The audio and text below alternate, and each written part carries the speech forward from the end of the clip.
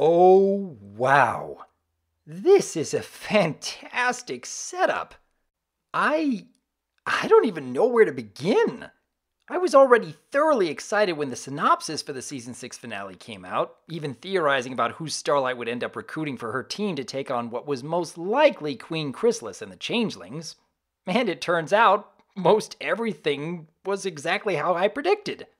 And man, so many elements from previous episodes this season are coming together without us seeing it coming.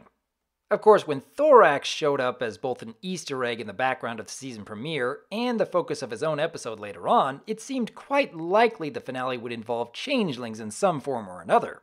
But who would have thought that Starlight's friendship with Trixie would also have played a central role? And though we haven't seen him show up as of yet, I still expect we'll get to have Sunburst play a part in the finale as well. But I'm getting ahead of myself. Let's get to the review. Our story begins with Starlight receiving a letter from our now confirmed male mare, which aside from maybe her very first intentional wall-eyed appearance back in Season 1, I don't believe has ever been made a staple of her character in the show until now. But Starlight is called back to her old village where, surprisingly, it isn't her fear of rejection that she comes across, but rather the fear of being trusted by those she wronged. And Luna's appearance in the episode, just like with Derpy, was in fact serving a purpose to the plot and not just for fan pandering. They both helped to set up Starlight's fear of being a leader again right before she is thrust into that very position. And can I say, I deeply appreciate whenever the MLP staff have properly set up character motivations and conflicts that actually fit so nicely into an Equestria-wide threat. Speaking of which, this second attempt by Queen Chrysalis to take over seems a good deal better planned out than the Season 2 finale, and finally reveals the deeper purpose behind all those Guardians of Harmony figurines. I mean, besides Hasbro's need to sell more toys. I have to question exactly how the Changelings had managed to kidnap so many ponies without anyone aside from Sunburst and Thorax raising the alarm. But then I imagine if the writers did attempt to show our favorite characters getting overpowered, we'd all cry foul for one reason or another. You know it, I know it, so it makes sense that we didn't see it.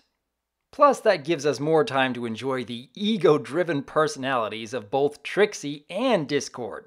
I really want to see these two butting heads, by the way. That'd be comedy gold. And hey, looks like Thorax is evolving. Still, like I've said before, this setup is fantastic. It's just as Discord said. Well, isn't this quite the combination of secondary characters? But it's going to be hard to give a proper review when I've only seen half the story. So what better time to just theorize what might happen next?